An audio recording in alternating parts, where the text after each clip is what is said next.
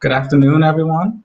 Travis Escobar, co-founder and president of Millennial Rhode Island, and you're here with our series, our Millennials Making Moves series. On this one, we're going to be talking about voting. So for those that don't know about Millennial Rhode Island, Millennial Rhode Island is a focus on inspiring younger generations to choose Rhode Island. By doing that, we provide networking, personal, professional development opportunities, and we also advocate on issues that impact young people, such as student loan debt, housing, and economic opportunity. For those that have caught some of our previous interview series, we focused on millennials running for office. And now, today, we're going to be focused on voting. Millennials, we're increasingly becoming one of the largest generations in our country, and along with Gen Z, really important to get young people to vote. But unfortunately, right now, we're not turning out as much as our older generation. So today, we're hoping to give you the resources and the knowledge necessary to make sure you turn out to vote during this election season, because it matters. Everything is on the ballot between education, housing, our access to college, job opportunities. So we're really hoping that you take this information by Secretary Gorbea and our following panelists, and you do your own research, and most importantly, we inspire you to turn out to vote. Now I'm going to go and turn over to Chris Parisi, President of Trailblaze Marketing, who's going to explain the format for today's event. Thank you, Travis. And yes, we're really excited to do our third installment of Millennial Making Moves, this one focusing on voting. And there's no better question, there's no better person to have answer your questions regarding voting than Secretary Gorbea, Secretary of State. So we're really honored and glad to have her as well as our other panelists. So please add any questions you have in the comment section, whether you're watching this by Facebook or Twitter or YouTube. You can go ahead and put your questions in the channel, and then later on in the broadcast, we will be sharing your questions, and that way you can ask the secretary of any of our panelists. Maybe we'll even ask Travis a question as well. So this is an engaging type of conversation, as we want to hear from you. We want to listen to you. But first, we're going to bring back Travis, and we're going to introduce the Secretary of State, as well as our panelists. So Travis, back to you. All right, thank you, Chris. And yeah, so I'm pleased to introduce Secretary Nellie Gorbea, who's gonna go through everything that we need to know as millennials or just people in general to make sure you go out and vote this election season. Secretary Gorbea, thank you for coming on and being with us here today. Hi, Travis. It's awesome to be with all of you in Millennial RI. It's exciting to have young people be interested in the election process. And so let me get right to it. This is a really important election, and you want to be a part of it. You do not want to be on the sidelines when this happens. And if there's at all a silver lining in this horrible, horrible pandemic, is that it has really forced us to rethink what are the opportunities that people have for casting their ballot. So we've really made it a lot easier for people to vote from home so that they can stay safe and secure. If you have some of your older relatives who really would like to vote but aren't sure how to do it, voting from home is a very good option at this point for the November 3rd election. We have two elections going on right now. September 8th is the primary, the statewide primary, and then November 3rd is the general election. So some of the things that I'm going to talk about, the calendar is already in flow for the September 8th primary. Not every community has a primary. So the one thing that I want to make sure that everybody learns about is where to find this information. I'll get to that in a minute. But you can vote from home safely and securely, or you can do early in-person voting for the first time ever in Rhode Island's history and be a part of that. The idea there that rather than everybody congregating on primary day or election day, that if we spread it out over the 20 days, it'll help us keep the contagion down as well. And this is not just about the voters, it's also about the election officials who have to service the election. So you can vote early in person, or you can vote on the primary day, September 8th or November 3rd. What we like to say now is go vote by September 8th or go vote by November 3rd, not just on those days. And it's really important for you and to reach out to your friends, your family, and share this information. I think for the most part, people haven't had the time to really learn what their options are for voting. And that's part of the reason we have low voter turnout. People have a lot of other things on their minds. And so it's really important to figure out where you can get this information. So let me now share a really important tool for all of you that we've spent a lot of time in, which is our Voter Information Center. So I can share the screen, or somebody's going to share. Here we go, share the screen. Okay. Got it. Chrome tab. And it's coming up. So vote.ri.gov will bring you to this website. And rather than me drone on a lot of information, let me just point you to where you can get it yourself. Here you can view or update your voter record. You can actually register to vote. By the way, we close voter lists 30 days before the election. So if you want to make sure that you're voting by November 3rd, you got to go to that tab. You can view your polling place or view a sample ballot. This is really important because for those of you who are going to vote in person and younger people, if the June 2nd primary served as a demo of what may come, younger people felt more comfortable than older people voting in person.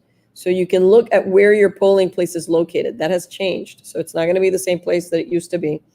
You can track the status of your mail ballot. This is really important as well, new information. And then there's instructions on how to vote from home with a mail ballot. So let me first show you what's really cool about this site. So basically, this is the first step that you have to do. You put in your name, you put in your date of birth, and then you put the zip code that you're registered at.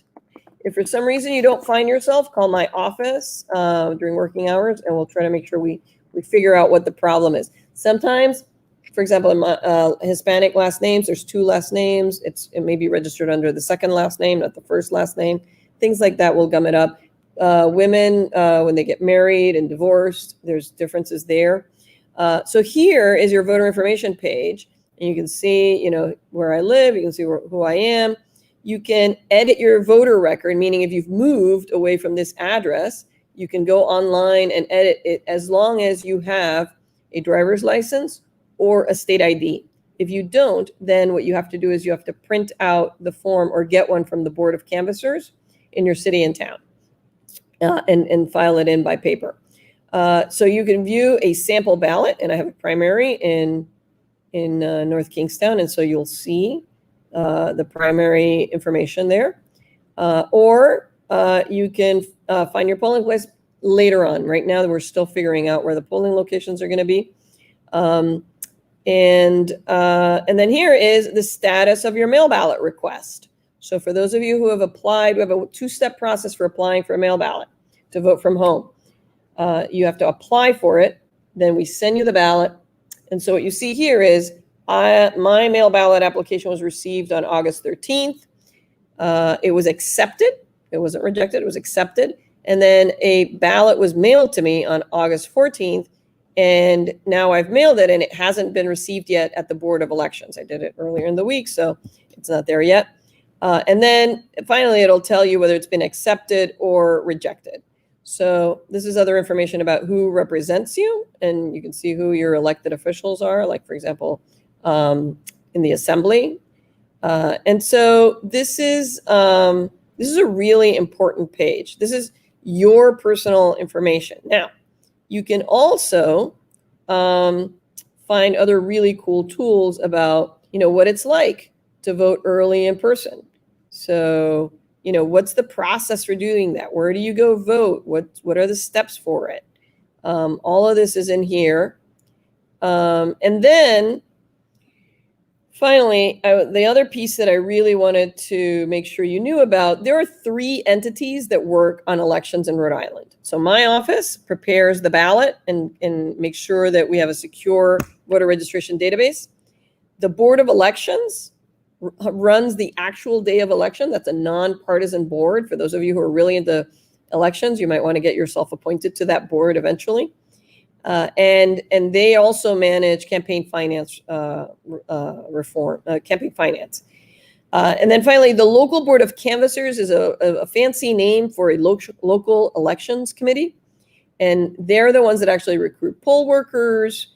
Then the board trains them, and then they serve on that place. They also, at the local level, identify the polling locations and do a number of things. And then you see the responsibilities in my office here.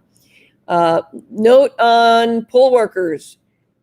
There are many communities that still need poll workers. Young people who are not immunocompromised are really good candidates to serve. You will get paid, minimal amount, but still you will get paid. And you'll be able to see democracy at this like ground level in a historic year.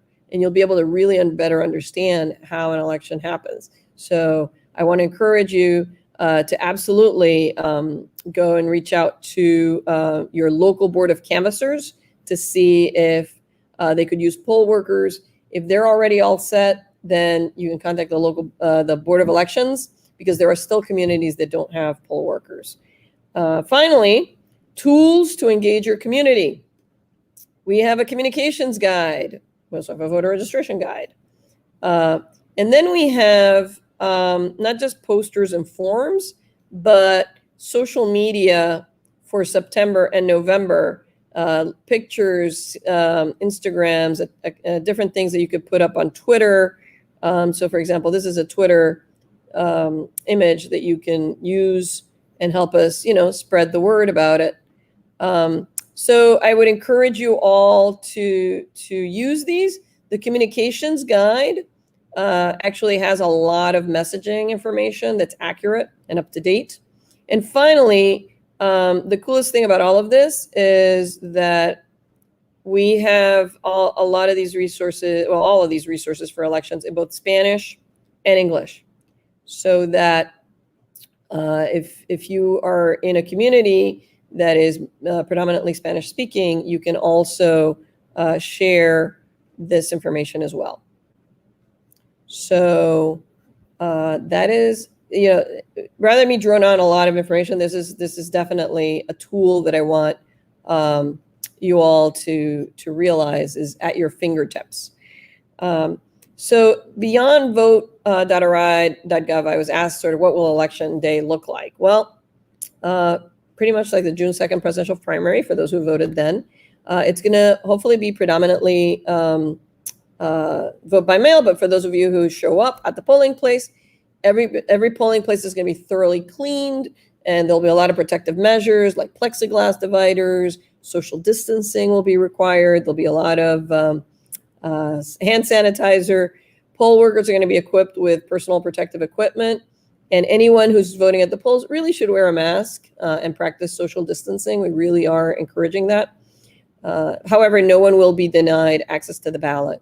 So it's really important that we take that into account. The other thing is, if you know of someone who's asked for a mail ballot, for example, for the September 8th primary, tell them to get it into the mail like a week in advance. That's what we're recommending so that we can make sure that everybody's vote gets counted.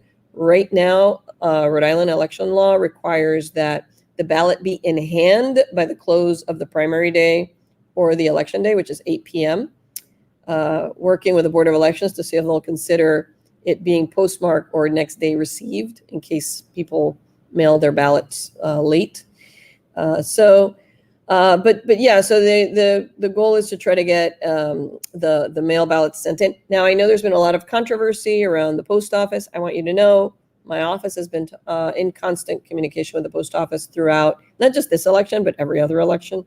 So we feel very comfortable that in Rhode Island, we will be able to manage the flow, that the post office is working diligently to make sure that ballots reach to the Board of Elections and they can be counted.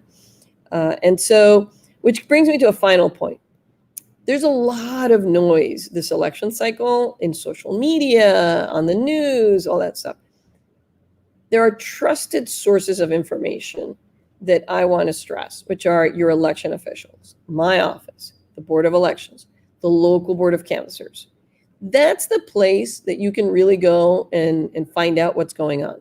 For example, when news came around about the removal of mailboxes, I asked the Postmaster General, are there mailboxes being removed in Rhode Island? She said, absolutely not. So if you call my office, we'll tell you exactly what's going on. Or email. The email is elections@sos.ri.gov. But, I can't stress how much it really matters that people vote this election cycle. We have a variety of ways to vote so that you can vote feeling safe and secure. We might not have elections as we have in the past really fast that night of elections because of the turnout on mail ballots, but that's okay. This is an open and transparent process, and I fully expect that Rhode Island voters will see an election that they can be proud of.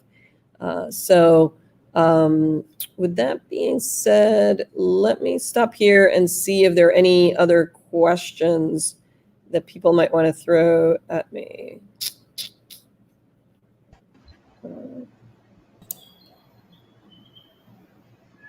Go ahead. Yeah, Secretary, thank you so much for your presentation. I think that covers a whole list of what we're looking to go over to prepare not only millennials, Gen Z, but everyone that's going to view the stream to vote.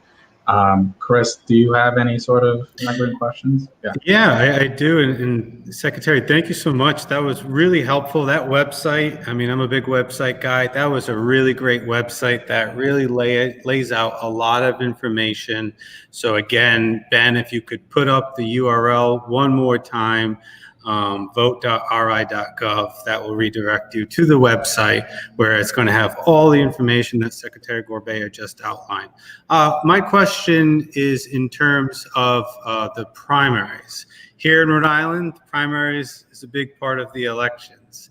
You mentioned that there was early voting for general. Does that also apply to the primaries? I know the answer is yes, but does that also apply to the primaries? And when would that start for voters? Yeah, no, so it does. And actually, what the really exciting thing is that after 6 years of trying to get legislation passed for early in-person voting, which I know Millennial RI supported, we finally got it passed this year. So, and that's from now on. So we are currently within the 20 days before the primary that allows for early in-person voting. So right now you cannot request a mail ballot. Your option, if you didn't request a mail ballot, is to vote early in person. And we recommend calling the local board of canvassers at city or town hall just to figure out what the layout is and how you have to do it. But you can go and vote in person early. Great. So if someone wanted to learn more, call up the local board of canvassers, which they can find information on vote.ri.gov to see, where's the polling place? Where can I go vote early for the primary as well as the election coming up? But with the election, Secretary Gorbea, they could still, if they missed the mail ballot for the primary, is it correct that they can still apply for the general election?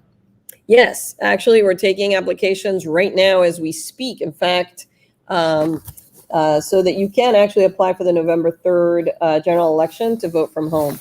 I think so far, okay, here we go. We've 45,000 mail ballot applications have been requested, or I should say, we've had 45,000 mail ballots requested for the September 8th primary.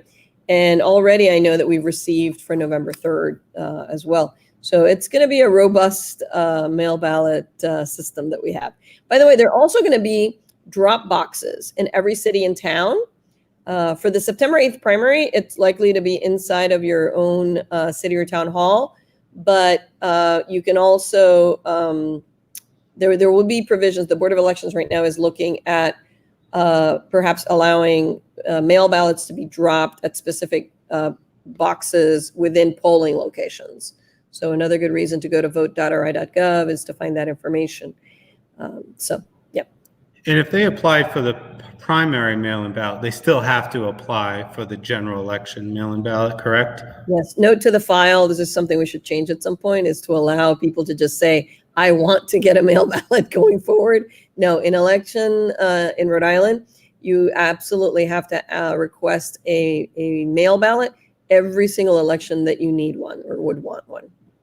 Okay, great. And my last question is related to the ballot, right? So when a lot of people think of voting, they're thinking of electing officials, but there's more to that when it comes to the ballot. And although it may not be finalized for the general election, can you just touch upon, or maybe we can ask our panelists, you know, it's much more than just electing, not to say just, but it's more than electing officials. There's also some questions and ballot measures on there that affects the decisions that your local and town and state municipalities have. Can you touch a little bit upon that to share that, you know, story? Yeah, no, sure. Yeah, absolutely. You're absolutely right. So there'll be some statewide questions. And this one in particular, there'll be the question regarding whether or not Rhode Islanders would want to change the name of the state of Rhode Island and Providence Plantations to just state of Rhode Island. That's the referenda question that we're going to have this time around. There are bond questions that really affect our future because they are basically, we're borrowing money today, or they would authorize borrowing money today for a number of different projects that we spell out on the ballot and that we will have to pay for over the next 20 to 30 years. So those are some of the kind of statewide questions you have. And then there's local questions. I believe there are a number of communities that are going to be doing charter revision questions. Charters are the constitutions of your city and town. And if your community's having charter questions put on the ballot, it's really worth your time to sit down and review them. You know, one of the challenges of American democracy is it really takes time. You know, unlike other countries where you just sort of vote the ticket or the party or the platform, American democracy requires a lot from us, but it can give a lot too. You have the ability to really influence who's got, you know, your interests at, you know, the local level, for example. For those of you who want to see, you know, schools be organized differently, or who want to have, you know, your parks and recreation activities really strengthened. Those decisions are not made at the federal level or even the state level. They're made at the local level. So work your way through the ballot. I mean, the advantage of voting from home is that you have it for a few days and you can actually look things up and talk to people. But if you're going to go vote in person, get that sample ballot that I showed you how to get on vote.ri.gov, print it out or just look at it ahead of time. I say that to Rhode Island voters that elections are not pop quizzes. We give you the questions ahead of time, and those questions at the end are worth a lot of points because they really, really have a huge impact on your life. That's a great point. Like you said, we have a great democracy, but it works as much as we let it work. And that's why we wanted to have this live broadcast to let the millennials and other generations out there know how important it is, but also how to vote. It gets a little complicated. You can mail, you can go in early, you can vote on election day. So we're here to try to give all that information to empower our generations to be part of our democracy and vote. So I'm going to pass it off to Travis. And Chris, sorry, there are a couple of questions that came up, and I just want to make sure that we take them on. So the roughly what percentage of eligible Rhode Islanders are registered to vote? Actually, vote.ri has a whole data section that speaks to a lot of numbers on elections. I don't have that off the top of my head. But we do, as we do voter list maintenance, we not only remove people who have been declared inactive, either because mail has been returned and they haven't voted in 2 federal elections, which is the federal law, but we also do outreach to people who have moved to the state that have not registered and try to encourage them to register to vote. Kristen Langworthy wants to know, hi Kristen, How will people be able to vote who do not have a permanent address or who are facing temporary housing instability?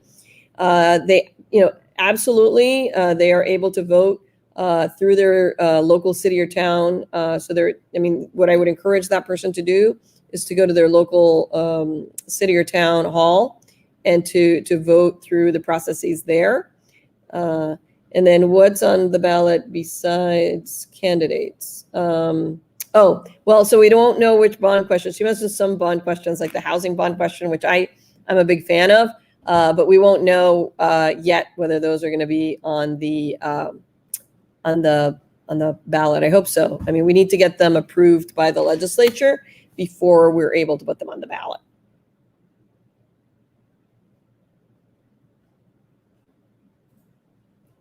Thank you very much. And Travis, passing it back to you.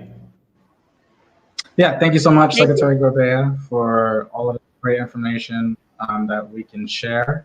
Now we're going to move on to our panelists. Hopefully, we're going to move on to our panelists.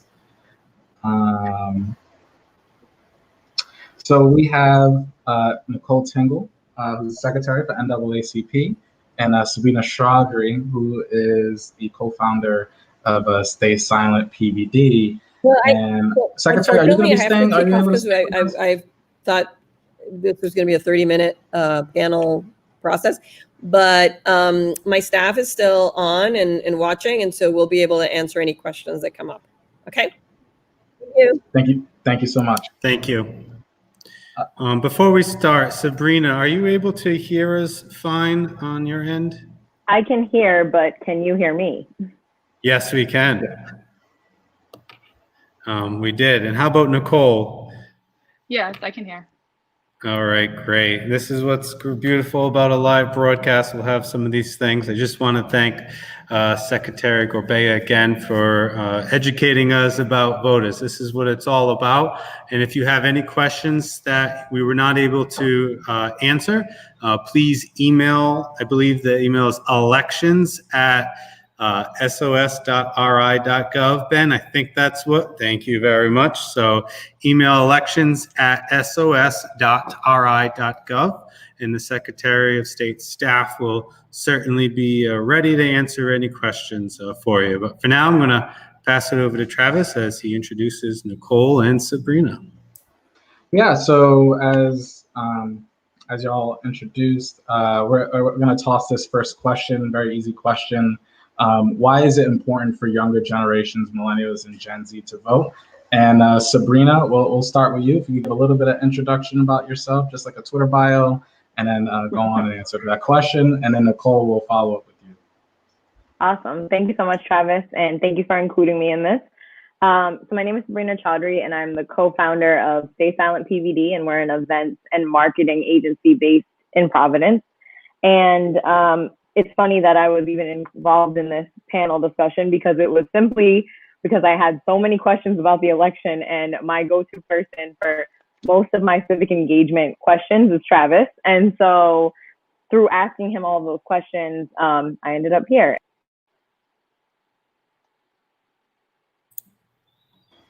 It seems we are having some technical issues and we might have lost Sabrina. Hopefully Sabrina could join us a little bit later on, but until then, Nicole, you mind introducing yourself and answering why is it so important for millennials and Gen Z to vote? Yes, definitely. Hello, everyone, and thank you, Travis. Thank you, Chris, for having me. My name is Nicole Tingle. I am a Providence, Rhode Island native. I'm also the branch secretary of the NAACP Providence branch and the chair of our newly launched Young Adult Committee as well. And I think it's really important. I believe Travis hit upon this very early on. The millennials and Gen Z, we are really becoming the largest group of folks in our nation. And with that, historically, voter turnout for youth, even for the baby boomers back in the day, was pretty low. So we want to make sure that we're not only exercising our right to assemble, but we're also channeling that same energy to the polls. So it's really important for us to let our voice, the youth voice, be heard at the polls as well for the upcoming elections. That's great. Great point. You know, we have to translate that energy into voting, right? If we want to be truly representative, we have to vote for those that we feel represent our values, and whether it's local officials at the city municipality level, the state level, presidential level, as well as these local questions that we spoke about again. So thank you, Nicole and Sabrina. I think we're having some Wi-Fi issues, but I think I'm back. Am I back? You are back. So you were telling us a little bit about Stay Silent PVD, as well as how you got involved here with your go-to civic person, Travis, engaging you to engage with our community. Mhm. Yeah.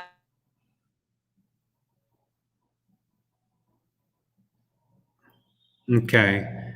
So Ben, I think we're going to have to ask Sabrina to switch to her phone, but we're going to go back to you, Nicole. Sorry about this back and forth, but you have great Wi-Fi, so we're gonna ask you. We're gonna have to. It certainly does, but we're going to ask you a few more questions. And you said that you were in charge of communicating that importance of channeling that energy from assembling to protesting to voting. How do we do that? How do we communicate, motivate, and educate the youth to go out and to vote? Is it more of an education, or is it more of a motivation energy level? Yeah, I believe it's really a combination of both. And a lot of the times with youth, for what I know, they were trying to remove civics from our curriculum in our schools, which is really key for a lot of young voters to learn about how our democracy even operates, just on the basis of the three branches of government and whatever have you. So I believe the education component is really key. Knowing the importance of not only the general election, but the statewide primaries is very important, and different functions of all that. So I know with NAACP at Providence branch, we've been partnering with other organizations to make sure that we're informing our members about the process. We received great collateral from the Secretary of State's office. They've done an amazing job with making sure that we had all the key information that we needed to be able to communicate to our members and to those that we know that are within close proximity to us. So I believe it's really up to those who are engaged, who are in the know, to share with not only our family members. So we have family members who are considered young adults, considered youth, who are eligible to vote. We should be making sure that they not only know about those dates, but that we're bringing them to the polls with us.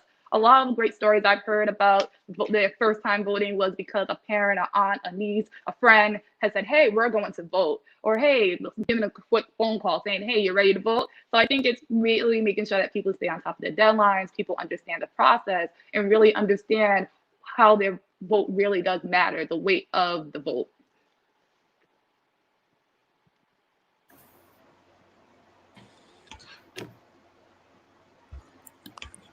Third time's a charm. Let's see hopefully. if it works. I'm so sorry, y'all. I promise this didn't happen the whole time that the Secretary of State was speaking. And of course, now here it goes. You know, it happens.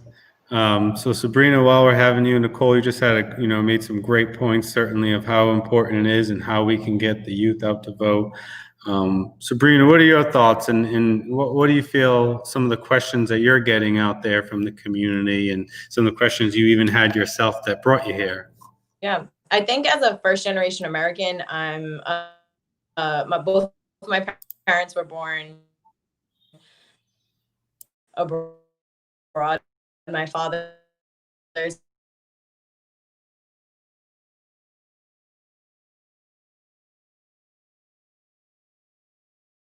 it certainly makes you miss in-person events. Am I right? And I hear you. So that's what's fun about these live broadcasts, is we can get some little behind-the-scenes moments like this. Yeah. I guess, what I do want to share, just hearing Nicole, is, my experiences with voting was my mom taking me to go vote. I remember her going, she had a local city council woman, that was running for re-election, that went out and said, try to get her to vote. And you know, she didn't have access to transportation, so she took sort of that access of like getting the ride back. You know, that's part of like the campaigns in a lot of ways. So I returned a favor by making sure I remind her to go to vote every election. Like, hey, are you registered? Did you get your mail ballot? X, Y, and Z. So it's always really important. I always make sure that my family goes out to vote the same way that they sort of took me, and had that sort of instill that civic engagement access. So that's one thing I wanted to share. Just Nicole, hearing you talk about just how we bring our messaging of voting even sort of outside of our circles, making sure our family, our friends, our neighbors know about voting as well. For sure. Yeah. And Nicole, tell us a little bit more about your organization that you're a part of, what your missions and values are, and how others can be a part of that. Yes, for sure. So I am a proud member of the NAACP, the National Association for the Advancement of Colored People. We do have a branch out in Providence that has been active for over 100 years. And in my role as secretary, I've done my best to make sure that all the leaders stay on task for all the great work that we have to do here in the state of Rhode Island. And one of the things that many people may not know, the passage of the Voting Act of 1965 was really instrumental to making sure that racial discrimination did not take place when it comes to voting. So we had so many people that fought and continue to fight, especially against voter suppression. I know that the USPS has been a hot topic recently due to many of the practices at play to make sure that the votes will not go through for the mail-in ballots. And on a national level, the NAACP has filed a lawsuit against the federal USPS to make sure that we're able to not only have mail-in ballots, but a lot of other essential services as well. So we're making sure that all Americans in our area specifically have the right to vote, have the civil duties to be able to exercise their rights. So one thing that we're working on is partnering with the Divine organizations to make sure that we are mobilizing. We traditionally have done a Souls to the Polls initiative that may look a little different this year, since now we have early voting, which actually that's something that we've really been fighting for prior to the pandemic. So early voting, we want to make sure that everyone's able to not only get to the polls on election day, but to know where to go when it comes to early voting. We've been making phone calls to register voters to see if we are able to recruit additional volunteers and that they're able to know about not only voting, but the census as well and the importance of that. Because when we talk about the Electoral College, making sure that we have an appropriate count with the Electoral College for Rhode Island, the representation there is really instrumental and translates to when we're exercising our right to vote. So completing the census is really key. So we got to make sure everyone's completing the census so we can still have that poll nationally when we're talking about the Electoral College, and then making sure that everyone just comes out to vote in not only the primaries and the presidential elections is really key. So mobilization is something we've really been focusing on. I know we're gearing up to do some voter registration drives as well. Nicole, I have a specific question related to your recent engagement with the Providence Journal and their profile of elections and sort of having a wide range of individuals sort of like share their commentary of what's going on. Can you kind of talk about your experience and kind of like what you're analyzing right now, what's going on in the national presidential election? Yeah, so from just a disclaimer, all the opinions that I give from now on will be from me as Nicole Tingle, the person, on behalf of the organization. So what I would say was there specifically as far as like my experience with the election panel overall, or was there anything specifically that you would like for me to touch upon? What's your analysis been of the sort of presidential election? And yeah, I guess your experience kind of like sharing that with the Providence Journal and their profile. Yeah, I think it's interesting. So I was asked to be on the panel, and it's interesting because I am one of the only people of color and only millennials really. There's one other millennial that's on that panel. And it just goes to show the importance of having a variety of voices at the table. From the beginning, I actually called that Biden would probably be the ticket, and based on his past experience, and I was able to support that. because I know for me personally, I am not behind this current administration. I don't like what they stand for. There's a lot of division that they're pushing. And at this time, we can't afford to have a divided country. We're the United States, not the divided states. So one thing that I wanted to make sure that was really clear, especially as we're going towards the election time, is that at the end of the day, we might not necessarily always like the choices that we have to pick from, right? And I think that's sometimes what deters people from actually voting, but we have to vote based on our interests. So I won't tell everyone exactly who to vote for, but I know who I'm going to vote for, and that's a person that I believe will be able to put some dignity back into the White House, a person that actually will have an administration that will reflect the diversity of this nation. So that is something I always wanted to make sure that I was able to provide in my commentary, was making sure that the voice of my community, the Black and Brown community, is in that election panel. I hope that answered your question. Yeah, just having you on here and just seeing you kind of like featured in that spotlight, I was definitely interested, especially with talking about voting, yeah. And highlighting you as a panelist. I know we had a few other questions that we sort of wanted to just toss out there around sort of just young people voting and something we wanted to share sort of opinions on. One of the things I'm always interested in talking about is just, how do we get more young people to vote in general? And one of the things that I'm a big advocate for is, I went to Rhode Island College to study political science and public administration. There was really no introduction of like how our local government works until I went out and sought that, to get a college degree. But in my K through 12, yes, there was some talk of American history, but there wasn't this whole focus of this is how local government works. This is what voting really truly is. The difference between bonds and like what's the difference between candidates and primaries, general election, all of that. And one of the things that I think I hope to advocate for, and I think our generation should advocate for, is sort of a civic engagement requirement in our education system, to make sure that before people graduate from high school, they're having those real life skills in terms of knowing the importance of why voting matters, why being part of a local government, running for office, of boards, of commission, matters so greatly to our society. So that's sort of been always my opinion of how we can sort of get more people in general to vote, especially young people. What are other strategies or things that you see, Nicole, in terms of how do we just mobilize our generation, the younger generation coming up, to go out and vote and make sure our voices heard? Yeah, I think it really, one great way is to have those really tough one-to-one conversations, and not really based on, oh, who are you voting for? What are your interests? But really, as far as like candidates wise, but what is the person's personal interest, and linking that to, okay, well, did you know this is on a ticket? Or do you know that if you vote, this is how your vote will channel that, especially if we're talking about educational reform, policing, any particular, like the Providence plantations, the removal of the Providence plantations being on a ballot. I think it's really not only just knowing the candidates, but knowing what issues are on the ballot, which I know is something that I started paying more attention to as an adult.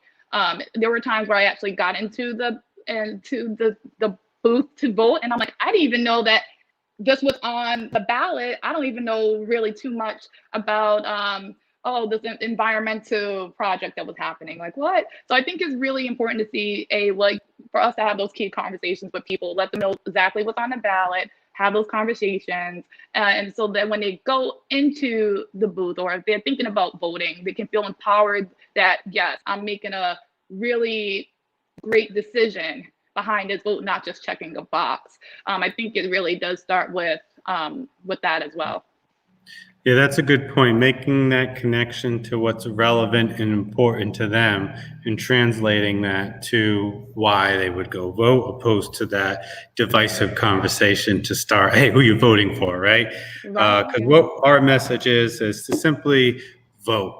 Whether it's voting at the general presidential level, the state level, the municipalities, the referendums, whatever it is, vote. Whoever it is for, vote. And that's really important, that the message that we're getting across. And thank you so much for your time. And we do have one question. And Travis, I'm going to add you to the panelists. So the question that we have from some of our commenters is they're thinking beyond 2020.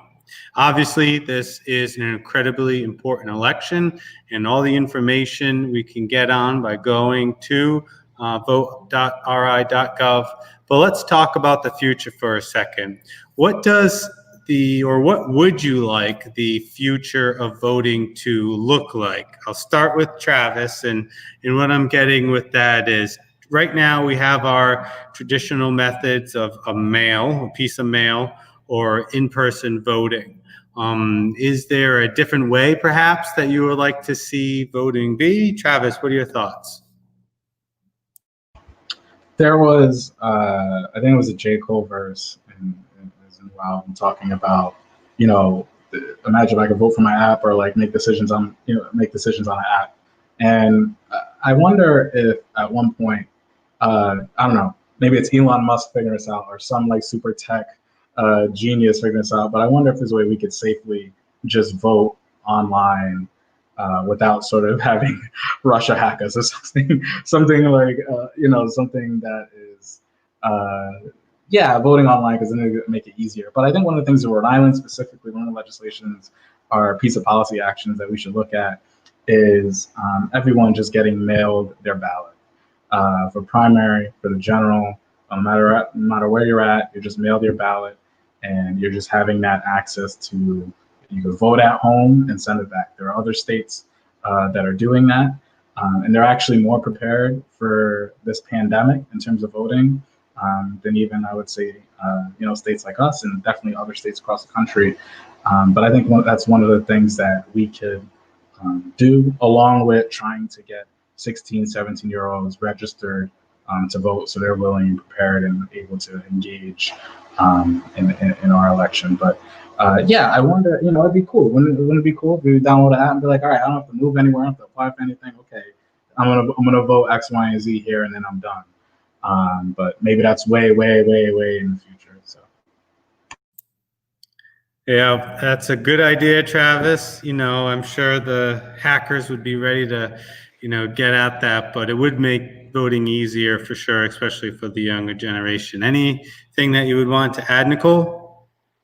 Yes, I think that we, at one point, even registering to vote online might have seemed so far-fetched, and now we have that capability through the vote.ri.gov portal. So I don't think it's as far-fetched for us to be able to vote online if we come up with, there's like a great encrypted way that we can do that in a way that makes sense. I could see us being able to vote online from maybe a very secure connection, or I'm thinking of those who may be affected by the digital divide. If there were certain even like areas, if someone wants to go vote in person still, for those who might have technical barriers, then I think that should still always be an option as well. But I do think we're heading in the right direction, especially now that we have early voting that was pushed due to the pandemic, and that we do have a lot of information available through the vote.ri.gov portal. So it's not far-fetched to me, but I definitely see it being a very encrypted process, maybe with a special code per voter. And if you don't have the code, you can't vote unless you go ahead and contact someone at the board of canvassers or whatever have you. And if that doesn't work, maybe have the paper option be secondary, because we millennials, Gen Zs, we want to make sure we're going green. I feel like we're that generation that really wants to push to go green, so it makes sense. That's a good point. You made it seem more possible. Now I'm kind of excited and waiting for the inevitable online voting and maybe 2032. So we'll see. And one thing that I would add is just automatic voter registration. I mean, why do we have to make things so complicated? So that's something that we can also hope for and think about. But you're right. Our generation is positive. Our future is bright, but it's also what we make it up to be. So go out and vote, and tell yourself, if everyone listening can just ask and tell 5 other people, tell them, hey, there's in-person voting. Hey, go to vote.ri.gov and check your registration. If everyone could just do 5 people and have those 5 folks, tell another 5 to 10 people, we can increase the voter turnout in our state and be more representative of the communities that make part of this great state. So, Travis, I'm going to pass it off to you to thank our panelists and sign off. Yeah, so again, thank you, Chris. Thank you, Nicole. Thank you, Ben, who's behind the scenes, always with these events. Definitely a special shout out to Secretary of State Nellie Gorbea for investing her time to give a presentation and really help educate everyone that's going to watch the stream either currently or in the future on the importance of voting. And definitely special shout out to Sabrina Chaudhary of Stay Silent PVD, who got us a whole bunch of questions that we were gearing over to the Secretary of State. Definitely reached out to people within her network and has been taking the pulse upon in the community of either confusions or ways that we can just help out people to vote. So that was really huge. That helped us with the presentation that the Secretary of State gave today. So for anyone that wants to be connected with Millennial Rhode Island, check out www.millennialrhodeisland.com. We're also on Facebook, Twitter, and Instagram. But most importantly, go out and vote. We gave you information today. And I hope you vote in the primary, vote in the general, and please do it so there's more representation with our government and our investments or our tax dollars that impact our generation. Thank you, and have a good night, everyone.